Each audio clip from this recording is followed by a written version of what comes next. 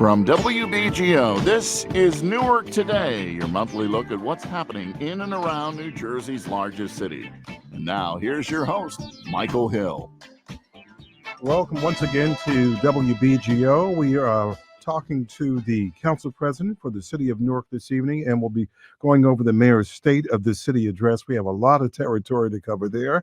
And we'll be talking about in our second half hour the food pharmacy set up in the Ironbound section to deal with health equity issues. A lot of territory to cover there as well. Welcome to another edition of Newark Today on WBGO, 88.3 FM and online at WBGO.org. Of course, we'd like to hear from you during this show. You can hit us up there on social media. And of course, you can also call us as well. Madam Council President LaMonica McIver, thank you very much for joining us. You were on our show a long time ago when we used to do it over at the Hain building. Yes. And I think you had just been elected to the city council. What was that, 2016, 17? No, it was 2018. 2018. It was actually July, exactly 2018. You were like my first, I would say, live show. Yeah, it was me, the superintendent, and the mayor, and you. And we were talking about public schools and charter schools. Yeah, I remember. Good. Well, welcome back. We hope that this is not the only night that you'll be with us. For sure. That you will pencil in on your calendar the third Thursday of the month and come back and see us. Sure. Well, thank you for joining us. And I want to start with talking about the state of the city, because this one seemed to be the mayor talking about not just where the city is over the progress it's made over the last year. He used a lot of phrases where he talked about, boy from Clinton Avenue and 10th Street and so forth and so on. And it sounded like someone who was looking back, not just on the past year, but looking back on his tenure as mayor the last 10 years. Was that your impression too? I think some of it was. Yeah, most definitely. I mean, you can't talk about the progress of the year without talking about everything that we've been through over the past, everything he's been through literally for the past 10 years. Right. It being his 10th, state of the city. But I think definitely, you have to focus a little bit more past just the 1 year to really talk about the achievements we've had in the city. Because it's hard to measure achievements in Newark in just 1 year, because people don't look at it as 1 year. They look at it as, hey, Newark, what have you been doing the last X number of years? And sometimes it takes us longer years to see things really flourish, to the point where you want to see them flourish. I want to, and along the lines, I want to talk about what the mayor was talking about and how the city is doing. And as a result of the things that the administration and the council have collaborated on, what the result of that is. And here the mayor is talking about the credit rating. Have improved since then. Businesses did not leave the city, and development did not cease. Take a look at what's happening in our city. We have billions of dollars worth of development that has happened and that is happening right now. We are proving here in Newark that we can do good and do well at the same time. That progressive is not a bad word or bad for the economy. That was an interesting point in the speech, because I think there is a perception that if you're doing very progressive things, that it can be anti-business things, anti-commerce. Correct. Yeah. Anti-everything, anti-development, I think people think of progressive and they think that you're against all of that. And that's not what that means. I think what he was saying is we've been doing some progressive work, and still that's not running people away. We have people who are buying in, people who still want to come to the city of Newark, and those that have stayed here, like our anchor businesses, that are here for us, still here with us, and all of the new development that's still coming. Folks are still building in Newark. They still want to be here, and we still have progressive pieces of legislation that they have to abide by, like our IZO, our inclusionary zoning ordinance. That's pretty tough. It's tough. But, we have one of the toughest, I would say, in the country, in terms of what we require developers to do, especially when we made amendments to the ordinance, about a year ago now, where we increased the buyout, which made it harder for developers to say, I don't want to do affordable housing. People thought, they're going to be pissed about that. They're not going to want to, build here. No, they didn't. They said, now we'll do affordable housing on site. We won't try to buy out of the idea that the city, wants them to build affordable housing. So, I definitely agree with the mayor. You can be progressive and you can still have progress and be doing well in a city. Did you think that would be a turnoff though for businesses though? No, The I mean, zoning? honestly, I really didn't care a little bit, if that makes sense. I mean, you definitely want to see the city grow, but like my first priority, which like I'm sure the mayor's is as well as the residents here in the city, Mhm. what good does it do if you have all of this great things happening, you're building all of these things, but Norkers can't benefit from it? What good have you done? And so I think of it like that, while we want to find some balance, you want to have some balance, so you can continue to have progress. But at the same time, in the back of my mind, I'm always fighting for residents because really they are who employ me. When I hear you say I don't care, I know what you mean. Mhm. And I think part of that is that look, I'm council president. I have to do for my constituents. I know that there are people who may look at this in the business community and say, no, not necessarily good for me. But look, this is what needs to be done to benefit the people who are here. Correct, correct. For all of us to go forward, not just you as the business going forward and some people in the city of Newark, but for everyone to go forward. And I mean, I don't want to say it's like I don't care, screw the Right, developers or right, right, businesses, right. but I think there are a lot of businesses and developers out there who understand the vision and the mission, right? Not all, I mean, people go into it, of course, to make money, right? Why else are you going into a business or building? But I think at the end of the day, there are some true good, developers out there and business owners who want to be a part of a community that's really about the people. So, we welcome that. And if you're not doing for the people of Newark, then who are you doing for? Yourself. The mayor also talked about crime and the progress the city has made on crime, and it has gotten national attention. The mayor's talked about it where you're sitting now. He's talked about folks coming from Baton Rouge, Louisiana, and trying to adopt what Newark has done and take it back to Louisiana. So let's go ahead and hear what the mayor has to say on that. We were not overrun with crime. In fact, it has consistently dropped to the lowest it's been in 60 years. And we do this without violating people's constitutional rights.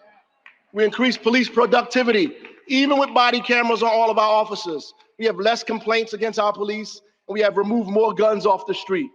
We have a consent decree that's nearing its end, a civilian review board, and have redirected money to create the Office of Violence Prevention and Trauma Recovery.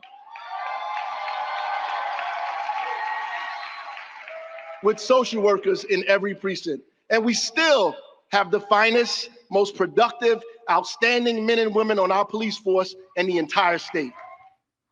That's quite an achievement when you think of all the things that he laid out. Crime in a city like Newark that's decreasing, and other things that are taking place. Social workers in different precincts, still under a consent decree, but it's expensive, and you're still meeting some of the reform goals that you want to reach. What message is that sending? Not just to Newark, but to the rest of New Jersey, the rest of the country.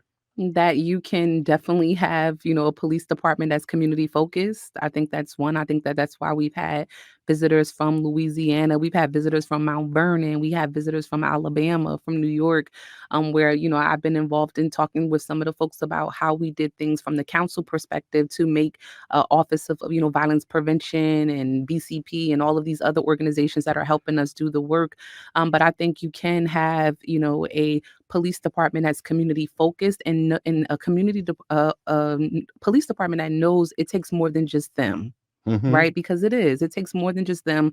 The social workers, like you mentioned, we need them. Most of the responses and the calls that police are going to, sometimes they involve a social worker. They involve the need for a social worker or mental, health, mental health, specialists that we're working with in the Right. city to do the work. So I think that they know it takes a collaborative effort, but it also takes residents too, to be a part of that. So, and that's many of our organizations. They're residents here in the city and they're helping us battle crime each and every day.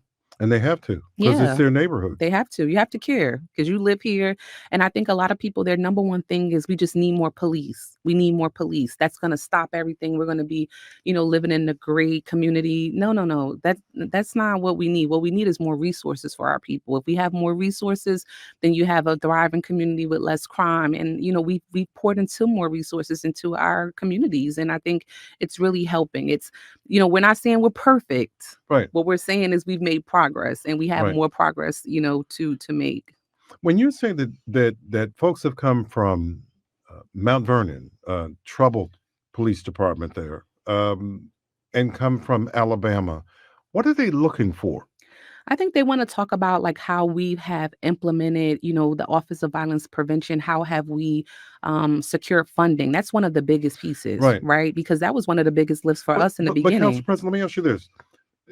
Not just about securing funding, but in order to secure the funding, you have to go back home and tell other council members, tell city leaders, there has to be a buy-in. Yes. Yes. And that's been key. Many of them have come. Some of them, I know the groups that I've met was specifically from Alabama.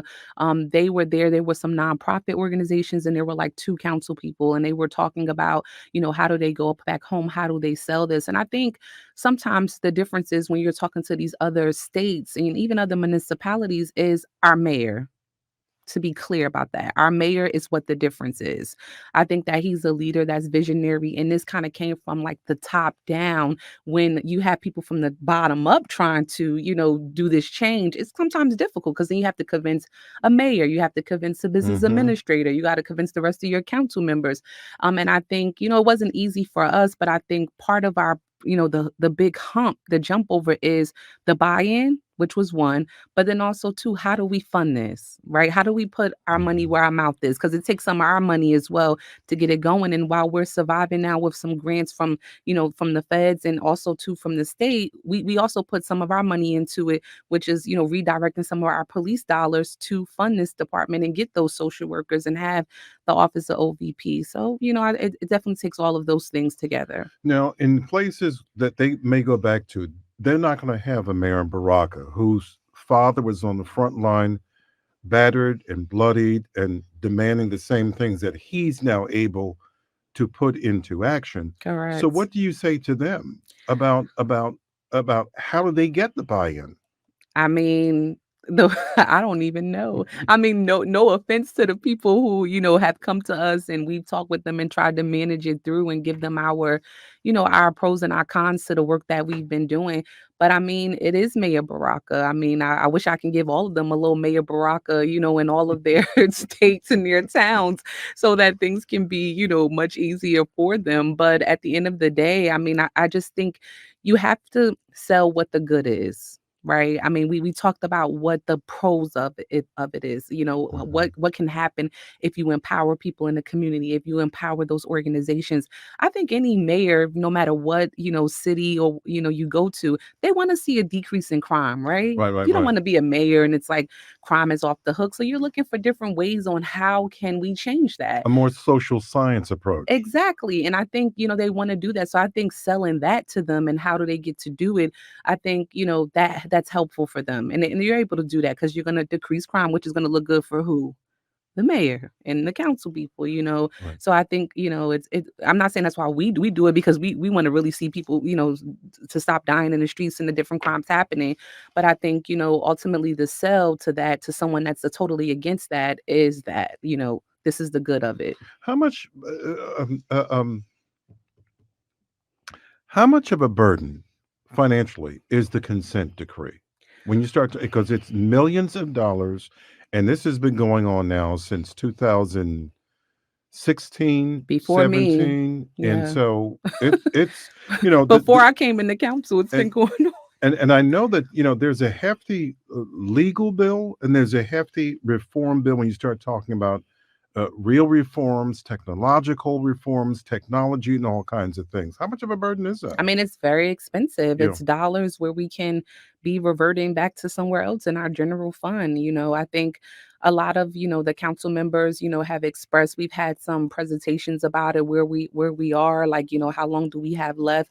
I know that our legal department has been working on, like, how do we move forward, like, Right, we're right, right. here, but we don't want to stay here. We want to grow out of this, and we can't afford to stay here. To be quite honest with you, we need to, direct that money somewhere else. So it's very expensive, and it's a burden on us. But I don't want to take away from all of the progress that we've made too. That's what I was Like, about to say. I think that the police department has grown. It's become better. I mean, I think we have one of the finest police departments, in the country. I mean, turn on the news and you see all of these things happening with police officers. I mean, my God.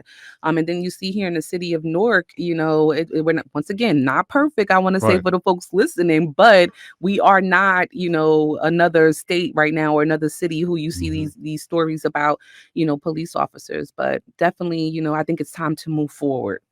And when does this consent decree, when is it would come to an end? Isn't it fairly soon? I thought it was supposed to be after this past summer. Yeah, I don't know exactly the date, so I won't even, say a date to quote, but I Right. know before it was like one time we were coming to the end of it, And then the and pandemic happened. yeah, then the Yeah. pandemic happened, and then they put us on like a kind of extension kind of situation. Right. But I don't know what's the direct end date for us. I mean, that's a good question. We actually need to revisit that. I know that they had like a public hearing not too long Yeah, ago, they did. and they kind of briefed the public on where we were at. A lot of organizations where they are talking about it, but we need to definitely revisit it as a council, to take a look at that. As a whole, despite the financial price tag on a whole, you're satisfied with the consent decree and the progress that's being made and the reforms that are being made. I think so. Yeah, I mean, I think so. I think, they've done good. I think there's some things that probably police officers and even the, administration probably was like, oh my God, like, you got to be kidding me. Or how do we do this? This because every reform's coming with a price tag, Sure do. the things that we're doing. But I think, with it, we have grown better, even to the parts of some of our police divisions and our departments and some of our buildings, Mhm. all of those things have trickled in from the reform, from us doing these things that they recommended that we do, and we're building new, buildings and securing, like a lot of things that are going into it. I think that that's progress, but we still have to move forward out of the expensive You price can't stay in tag. there forever. No. Can't stay there forever. If you're just joining us on Newark Today here on WBGO, I'm speaking with Madam Council President, City Council President LaMonica McIver here on Newark Today. And the number to call here is 973 297 0941. That's 973 297 0941. If you have a question, a comment, or a concern you'd like to share with the City Council President, LaMonica McIver. I want to move on here to something else the mayor talked about. You touched on this already to a certain extent about housing in the city and the progress that's being made in housing. The mayor in the State of the City address ran off a number of projects, and the presentation showed different slides of these projects, not projects, these different developments, because Hmm. projects connotes a whole nother Correct. thing. So these slides showed, and I've driven by a lot of these in the city. I didn't know that I thought these were private developments. I didn't think that the city had a role I mean, they in are any of that. private. We don't Yeah, own them, but right, they have contributed to our affordable housing, a category, shall I say, right, or our directory, and our roles of affordable housing, But I mean, we don't own them, so they right. are private. It's just that they have different, incentives, on the project itself that has benefited Norkers. Yeah, so I think, definitely thankful for all of the projects that are coming. We're still waiting on a few to, get Mm-hmm. to go and get some bricks up on some of them. But yeah, I mean, we've been trying to do a lot of work around affordable housing, and even, the work that we're doing, we're trying very hard to get it done, especially at a city level. When people don't understand how difficult that is, affordable housing or low income housing, which is two different things, It people have to sure is. understand. Yes. It's not, we're trying to do a lot alone, and we Mm-hmm. do have, help from our state and federal government, but we do need more assistance. Housing, Newark Housing Authority is federal. People think it's the city, but it's a federal corporation, that Exactly. yeah, that we need more help with. Let's listen to what the mayor said about housing in his State of the City address. We are proud of the fact that we have constructed housing in every ward. In fact, we have awarded $35 million to affordable housing projects in every ward. We have 47 units completed or under construction now in the West Ward Model Neighborhood Initiative. Also, Envy at 5884 Norfolk Street that boasts of a roof deck, a Zen garden, movie screening, and pet washing station. A pet washing station? Now, that one really got me. Well, people love their pets. They have their pets. Some people don't want to wash their pets in their shower and tub. Right. So you can just go downstairs and use the pet washing station and keep your place all clean, So it's just like if you drop them off at the doggy shop to get grooming, it's like the same kind of like setup. Those things are becoming big. I know. When I heard that, just said, "Oh, what?" It's just like a doggy park. People is. don't want to move anywhere if they don't have a dog park, So yeah, love for the pets. Yeah. So a lot of progress made on housing in a city like Newark, and the goal of trying to keep it affordable so that, again, the people who are here can benefit from it. Yes. Yeah. And it's a struggle each and every day. I mean, right now, of course, as I mentioned, we have the IZO, which is really our teeth and nails to try to make folks, do affordable housing and to mandate it. Yeah, to mandate it. Yeah. And we only can do that if they're getting a tax abatement. Right. So folks have to understand that too. And for the folks listening, tax abatement doesn't mean you're not paying any taxes. Right. It means you're paying a discount for folks who are tuned in. But no, seriously, you have to put that out there.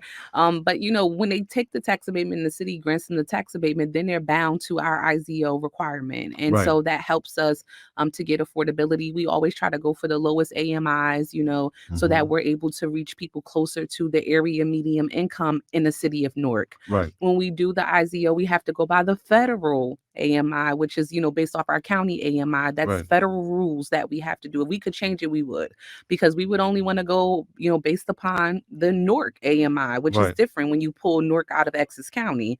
And because in Essex County, you got Short Hills, you got Milburn, you got Montclair, you've got Nutley, lots of rich towns.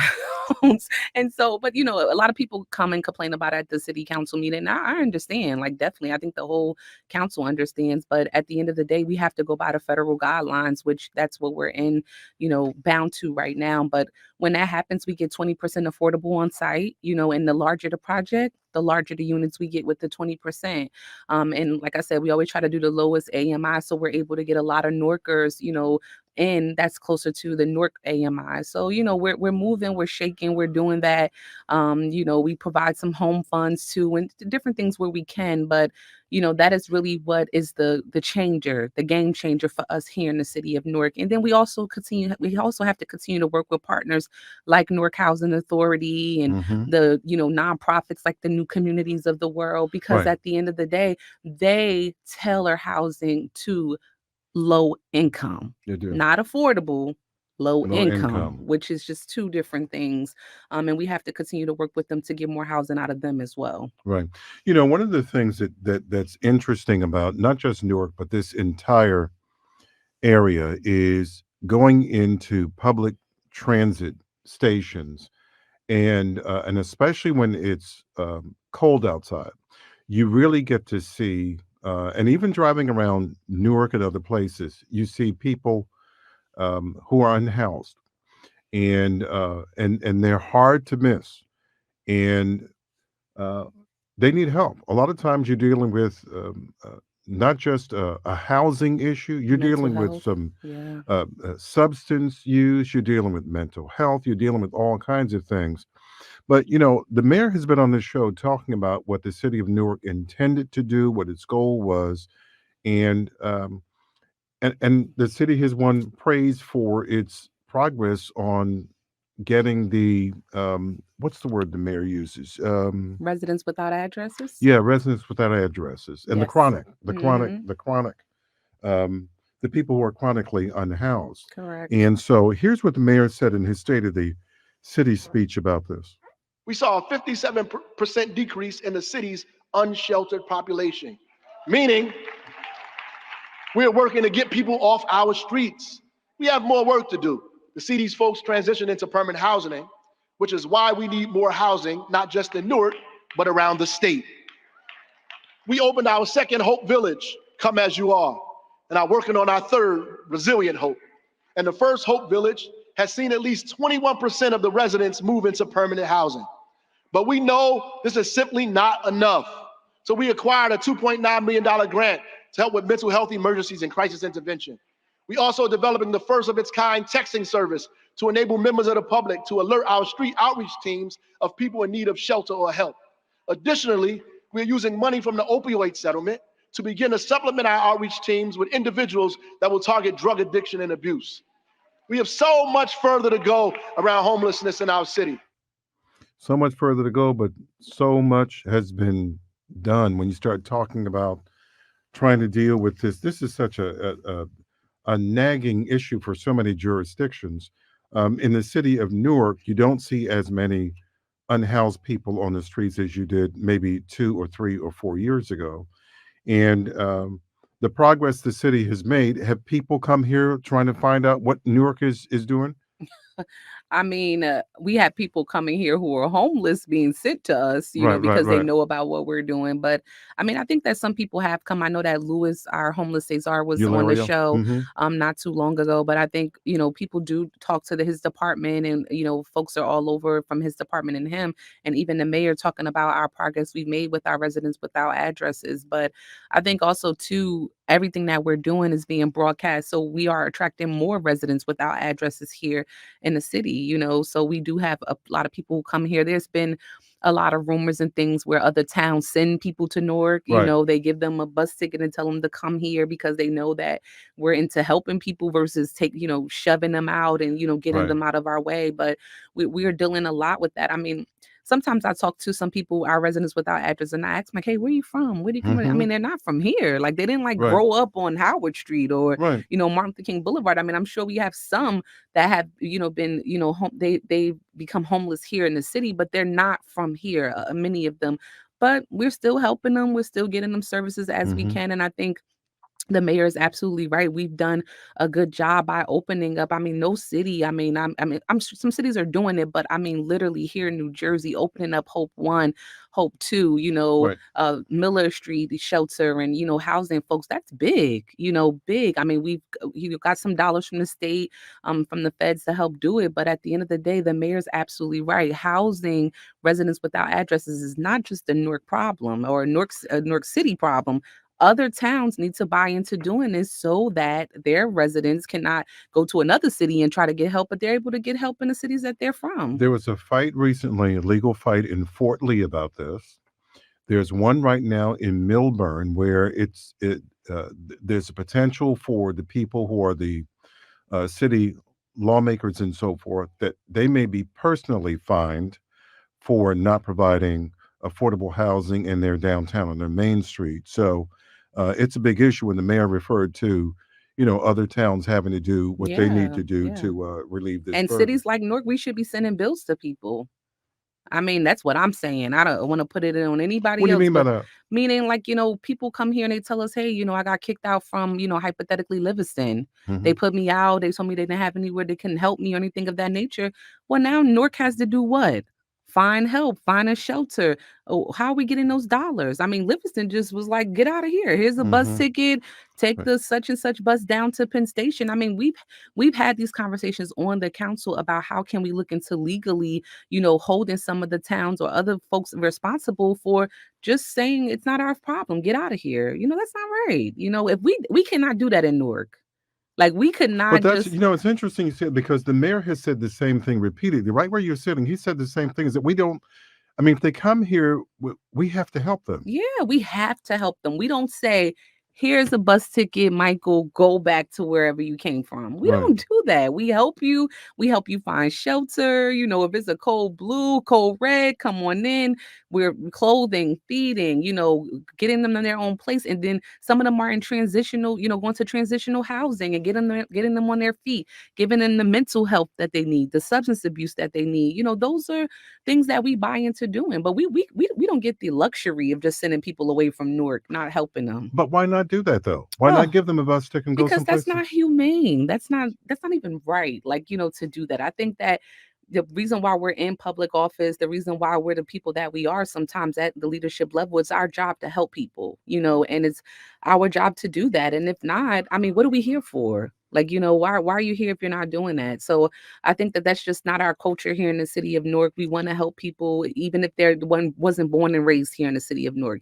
Even if we didn't create the problem, we're trying to help. So What progress has the council made then on perhaps sending a bill to another town saying, well, we have legal looking into it. We've spoken to the administration. I know during our last budget roundtable, it came up a lot about have we looked into what we're able to do, legally, Mhm. and I think we have them still looking into it, but I'm sure it'll be another topic of a conversation when we go into budget season, which is less than 60 days away, to talk about, hey, what are we doing? Like, and I think, the conversation will be ongoing again about how do we hold other towns responsible, especially folks who are purposely doing it.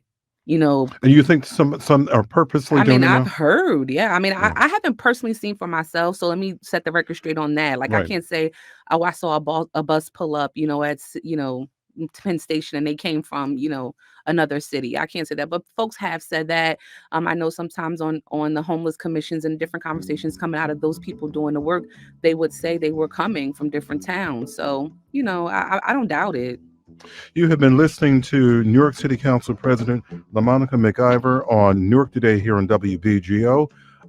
Madam Council President, thank you very much for Thank joining you. us. I Thank hope you come you. back and see us. We will talk again. Thank you. Thank you so much. And thank you to all of the listeners that tuned in. All right, great.